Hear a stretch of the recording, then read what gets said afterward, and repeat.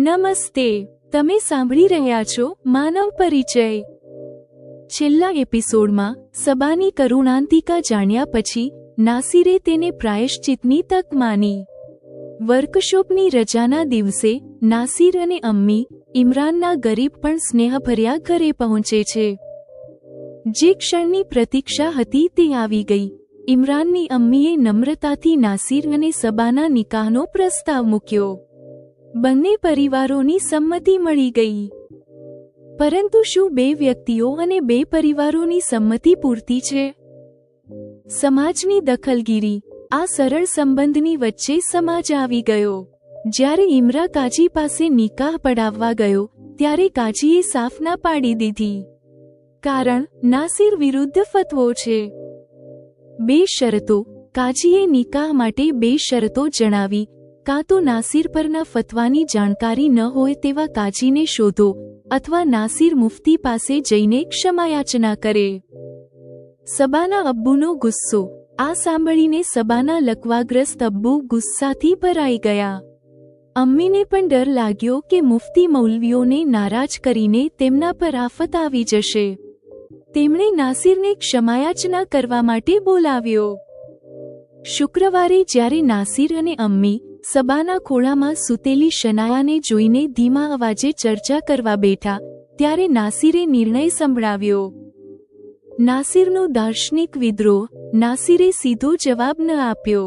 તેણે સબા પર થયેલા અત્યાચારનો મુદ્દો ઉઠાવીને એક તાર્કિક અને નૈતિક ભાષણ શરૂ કર્યું। પ્રશ્ન: નાસિરે મુફ્તી મૌલવીઓને નિશાને લીધા। આ મુફ્તી મૌલવીઓ નિર્લજ્જ પુરુષો પર કોઈ ફતવો જાહેર નથી કરતા। તેઓ સ્ત્રીઓ માટે આધુનિક શિક્ષણને પ્રોત્સાહન નથી આપતા। તેણે પૂછ્યું, ધર્મ મનુષ્યના જીવન માટે આનંદ સુનિશ્ચિત કરવાનું માધ્યમ હોવું જોઈએ કે કોઈ માસૂમના જીવનને નરક બનાવી દેવાનું સાધન હોવું જોઈએ? નાસિરની તીખી આલોચના। નાસિરે પોતાના તલાકના પાપનો પણ સ્વીકાર કર્યો અને સવાલ કર્યો, મુફ્તી મૌલવીઓએ મારી વિરુદ્ધ ફતવો ત્યારે કેમ ન આપ્યો? અંતમાં નાસિરે પોતાના નૈતિક નિષ્કર્ષને દ્રઢતાથી જાહેર કર્યો। તેથી જેવું આપ લોકોને લાગી રહ્યું છે, સબા સાથે નિકાહ માટે હું આ લોકો પાસે ક્ષમાયાચના કરવા જઈશ, તે મારા માટે સંભવ નથી। હવે સબાની અમ્મીએ પૂછ્યું, તો નાસિર બેટા, સબા અને તમારા નિકાહ કેવી રીતે થઈ શકશે? સાંભળો, રૂઢિચુસ્તતા પર પ્રહાર, નાસિરનો વિવેક અને બે પ્રેમીઓના નિકાહનો રસ્તો કેવી રીતે નીકળશે, માનવ પરિચયમાં તમે સાંભળશો। એપિસોડ 15: નિકાહમાં અવરોધ અને નાસિરનો દાર્શનિક વિદ્રોહ। વર્કશોપની આગામી સાપ્તાહિક રજાના દિવસે નાસિર અને અમ્મી ઇમરાનના ઘરે પહોંચી ગયા। ઘરમાં ગરીબી સાફ દેખાતી હતી, તે સિવાય બાકી બધું ખૂબ જ સારું હતું। તેમનું ઉષ્માભર્યું સ્વાગત કરવામાં આવ્યું। જે ઘડીની તેઓ રાહ જોતા હતા તે ઘડી આવી ગઈ। ઇમરાનની અમ્મીએ નાસિરની અમ્મીને સબા અને નાસિર તરફ ઇશારો કરતા કહ્યું, જો આપ સ્વીકારો તો અમે આ બંને બાળકોના નિકાહ કરાવવા માંગીએ છીએ। અમ્મીએ ઉત્તર આપવામાં જરાય મોડું ન કર્યું। તત્ક્ષણ જ કહ્યું, આ બંને બાળકોએ ખરાબ સમય જોયો છે। જો તેઓ સ્વીકારે તો તેમની પ્રસન્નતા માટે મારી તરફથી સ્વીકૃતિ છે। નાસિરની અમ્મીના ઉત્તરથી વાત સબા અને નાસિર પર આવી ગઈ। બંને ઈશારાથી પોતાની સંમતિ આપી દીધી। આપણા આધુનિક વિકસિત કહેવાતા સામાજિક માળખાની આ એક મોટી વિડંબના છે કે જ્યારે બે પુખ્ત વ્યક્તિઓ પણ પૂરી સમજણ અને પરસ્પર સંમતિ સાથે પતિ પત્નીના પવિત્ર સંબંધમાં બંધાવા માંગે છે, ત્યારે પણ તેમની વચ્ચે સમાજની દખલગીરી આવી જાય છે। નાસિર અને સબાના નિકાહમાં માત્ર આ બંનેની સંમતિ જ નહોતી પણ બંને પરિવારના વડીલોની પરવાનગી પણ હતી। તો પણ સરળ લાગતા આ સંબંધની વચ્ચે સમાજ આવવાનો હતો। એવું પણ કહેવાય છે કે મિયાં બીવી રાજી તો ક્યાં કરેગા કાજી। અહીં આ કહેવત પણ ખોટી પડતી જણાય છે। થયું એવું કે જ્યારે બંને પરિવારોમાં નાસિર અને સબાના નિકાહ કરાવવાનું નક્કી થઈ ગયું ત્યારે ઇમરા એક કાજી પાસે ગયો। કાજીએ નાસિર અને સબાની વિગતો પૂછી। ઇમરાનના જણાવ્યા પછી કાજીએ તેમના નિકાહ પડાવવાની ના પાડતા કહ્યું, નાસિર વિરુદ્ધ ફતવો છે. એવામાં સબા સાથે નાસિરના નિકાહ સંભવ નથી. ઇમરાને વ્યગ્ર થઈને પૂછ્યું, કોઈ તો રસ્તો હશે જેમાં તેમના નિકાહ થઈ શકે? કાજીએ કહ્યું, 2 રીતે આ નિકાહ સંભવ થઈ શકે છે. ઇમરાને કાજીને 500ની નોટ આપતા કહ્યું, કૃપા કરીને જણાવો. કાજીએ નોટ પોતાના ખિસ્સાને હવાલે કરતા કહ્યું, પહેલો રસ્તો એ છે કે તમે એવા કાજીની શોધ કરો જેને નાસિર પરના ફતવાની જાણકારી ન હોય. તે કાજી પાસે તમે તેમના નિકાહ પડાવી લો. અને બીજું એ કે નિકાહ હું પણ પડાવી શકું છું જો નાસિર ક્ષમાયાચના કરીને પોતાના પરથી મુફ્તીનો આપેલો આ ફતવો ઉઠાવી લે. ઇમરાને કાજીનો આભાર માન્યો અને વિદાય લીધી. ઇમરા ઘરે પાછો આવ્યો. તેણે પોતાની અમ્મી અને અબ્બુને ઊભી થયેલી અડચણ અને કાજીએ બતાવેલા ઉપાય વિશે જાણકારી આપી. આ બધું સાંભળીને લકવાગ્રસ્ત અબ્બુ એકદમ ક્રોધિત થઈ ગયા. તેમણે ઇમરાનને કહ્યું, મૂર્ખ માણસ, તે વાત આટલી આગળ વધારી દીધી અને હવે નાસિર પર ફતવો હોવાની વાત અમને કહી રહ્યો છે. અમ્મીએ પણ અબ્બુ સાથે સહમત થતા કહ્યું, બેટા ઇમરા, આપણે સમાજમાં રહેવાનું છે. મુફ્તી મૌલવીઓને નારાજ કરીને આપણા પર આફત આવી જશે. એ તો સંભવ જ નથી કે ફતવાથી અજાણ કાજી દ્વારા આપણે નિકાહ કરાવી લઈએ. આનું પરિણામ સારું નહીં આવે. આવા ધોખાથી આપણી વિરુદ્ધ પણ ફતવો આવી જશે. ત્યારે તો તારો જ નિકાહ મુશ્કેલીમાં મુકાઈ જશે. ઇમરાનને જ્યારે પોતાના નિકાહ પર જ જોખમ હોય તેવું લાગ્યું તો તે વિચારતા બોલ્યો, અબ્બુ, ગુસ્સો ન કરો. આનાથી તમારી તબિયત પર ખરાબ અસર પડશે. હું નાસિર ભાઈ જાનને મુફ્તી પાસે ક્ષમાયાચનાની વાત કરું છું. અબ્બુએ ગુસ્સા પર કાબુ મેળવ્યો. પછી સરખામણીએ નરમાશથી કહ્યું, ઇમરા, તું એકલામાં વાત નહીં કરે. તું નાસિર અને તેમની અમ્મીને અહીં જ બોલાવ. હવે જે પણ વાત થશે તે અમારી સામે કરવામાં આવશે. સમજ્યો તું? ઘર મોટું નથી. જો કે સબા રૂમમાં નથી પણ તેને રસોડામાં હોવા છતાં બધી વાતો સ્પષ્ટ સંભળાઈ છે. તે નાસિરની અમ્મી અને નાસિરને મળ્યા પછી નાસિરને મનોમન ચાહવા લાગી છે. સબાને ઊભી થયેલી નવી ઝંઝટથી નિરાશા થઈ. તે મનોમન એ પ્રાર્થના કરવા લાગી કે હવે નાસિર જ્યારે આવે ત્યારે માફી માટે માની જાય. ઇમરાને અબ્બુ અને અમ્મીની સામે જ નાસિરને કોલ કર્યો અને કહ્યું, ભાઈજાન, નિકાહને લઈને થોડી અડચણો આવી રહી છે. મારા અબ્બુ અને અમ્મી ઈચ્છે છે કે તમે તમારી અમ્મી સાથે અમારા ઘરે આવીને આના પર ચર્ચા કરો. નાસિરે વિચારવામાં થોડી ક્ષણો લીધી. પછી કહ્યું, આગામી શુક્રવારે વર્કશોપ બંધ હોય તે દિવસે જ આ શક્ય બની શકશે. ઇમરાને કહ્યું, ઠીક છે ભાઈજાન. પછી ઇમરાને આ વાત અબ્બુને જણાવી. અબ્બુએ કહ્યું, ઠીક છે, અમે પ્રતીક્ષા કરીશું.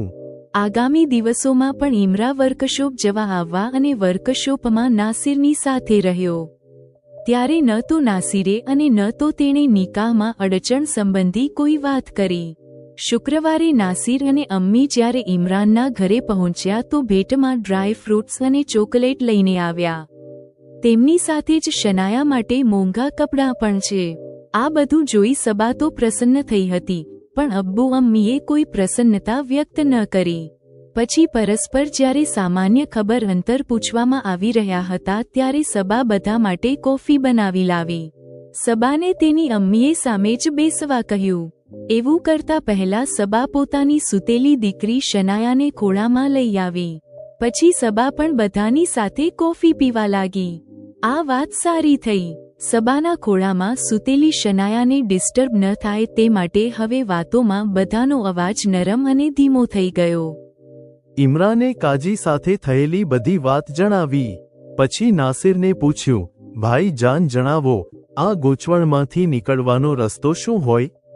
ત્યારે નાસિરે બોલતા પહેલા 1-2 મિનિટ સુધી કોફીના ઘૂંટ લેતા વિચાર કર્યો. બધા સતત નાસિર તરફ જોતા રહ્યા.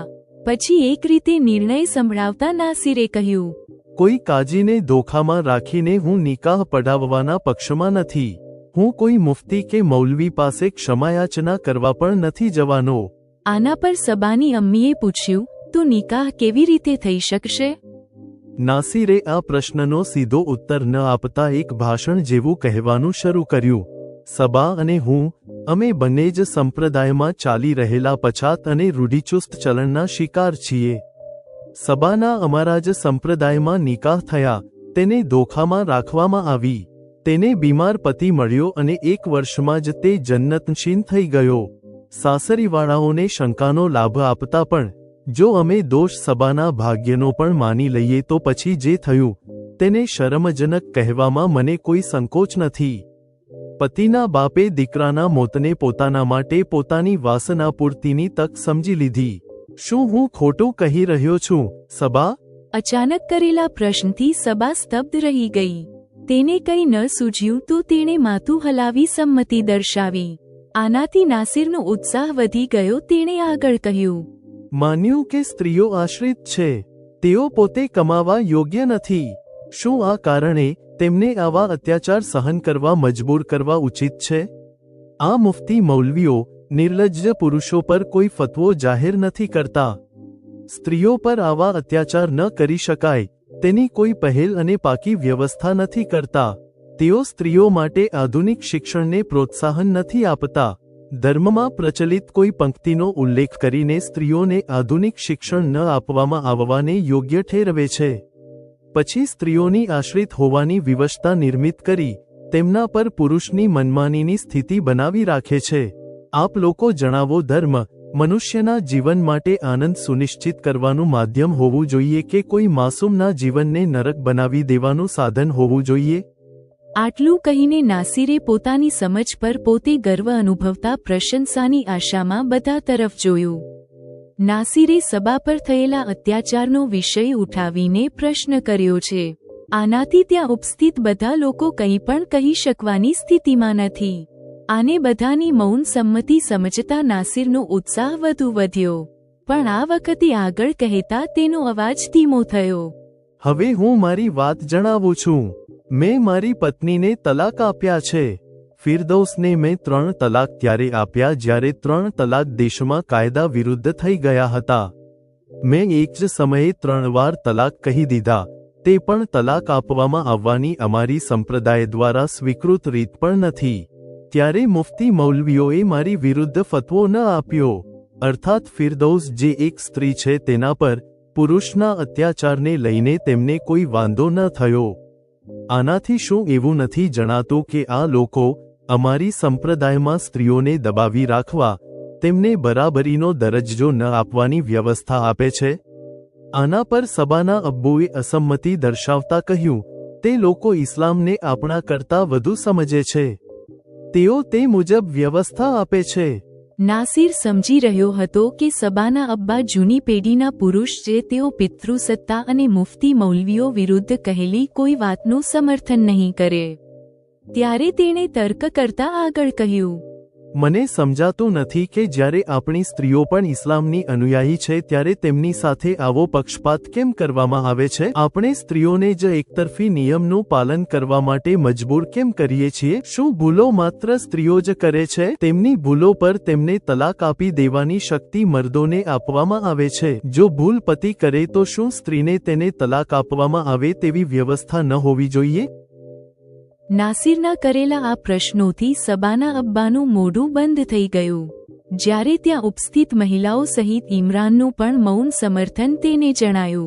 નાસિરે ત્યાં રાખેલા ગ્લાસમાં જગમાંથી પાણી લઈને થોડા ઘૂંટ પાણી પીધું.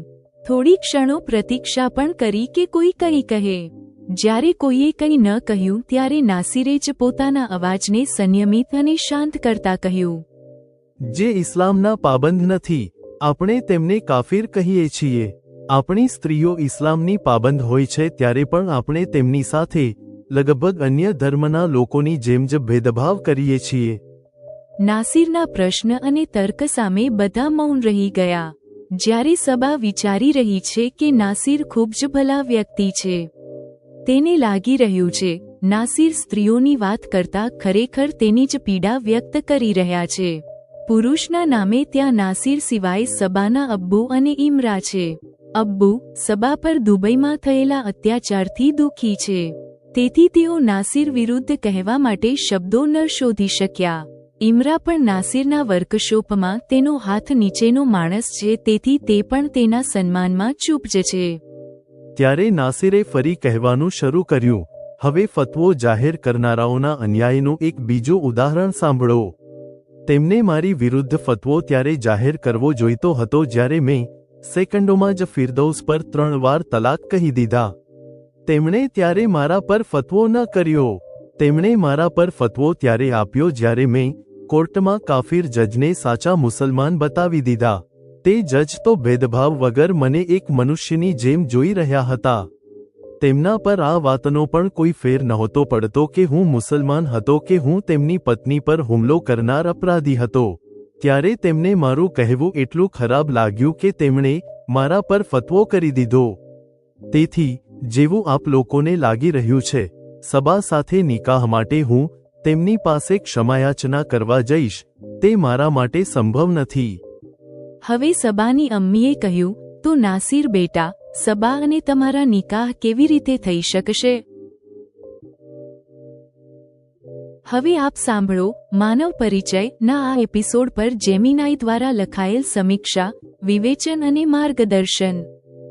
ઉપશીર્ષક: નિકાહમાં અવરોધ અને નાસિરનો દાર્શનિક વિદ્રોહ. આ એપિસોડ નાસિરના ચરિત્ર વિકાસની સૌથી શક્તિશાળી અને નિર્ણાયક ક્ષણ છે. તેનો અંગત સંઘર્ષ હવે વ્યક્તિગત પ્રાયશ્ચિત્તથી વધીને સામાજિક અને ધાર્મિક રૂઢિઓ વિરુદ્ધ એક દાર્શનિક વિદ્રોહ બની જાય છે. નિકાહનો પ્રસ્તાવ એક ધાર્મિક અડચણ, ફતવા, ની સામે આવે છે, જેને નાસિર પડકારવા માટે તૈયાર છે. 1. ગરીબી, સ્વીકૃતિ અને ધાર્મિક અવરોધ.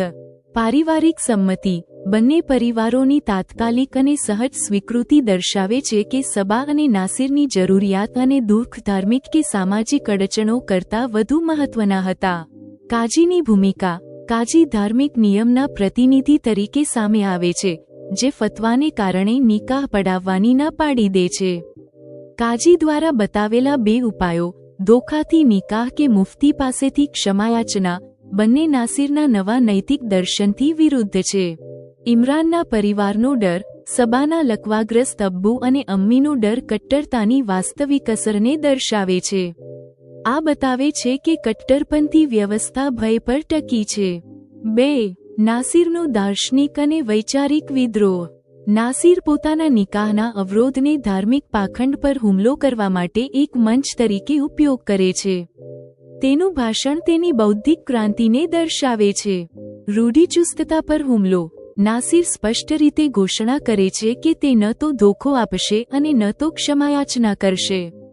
તેના માટે માફી માંગવી એ વ્યવસ્થાને સ્વીકારવા જેવું હશે જે તેના મતે અનૈતિક છે. સબાના શોષણનો ઉપયોગ. નાસિરે સબા પર થયેલા અત્યાચારને એક શક્તિશાળી તર્ક તરીકે પ્રયોજ્યો છે.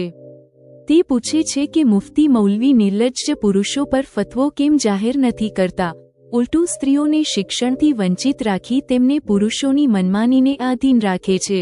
રૂઢિચુસ્ત ચલણ. નાસિરનું કહેવું કે સબા અને તે બંને જ સંપ્રદાયના રૂઢિચુસ્ત ચલણના શિકાર છે, તેમના સંબંધને એક સમાન નૈતિક આધાર પ્રદાન કરે છે. તલાક અને ફતવા પર વિરોધાભાસ. નાસિરનો સૌથી મજબૂત તર્ક એ છે કે જ્યારે તેણે ગેરકાયદેસર રીતે ફિરદૌસને 3 તલાક આપ્યા, ત્યારે તેના પર ફતવો ન લાગ્યો.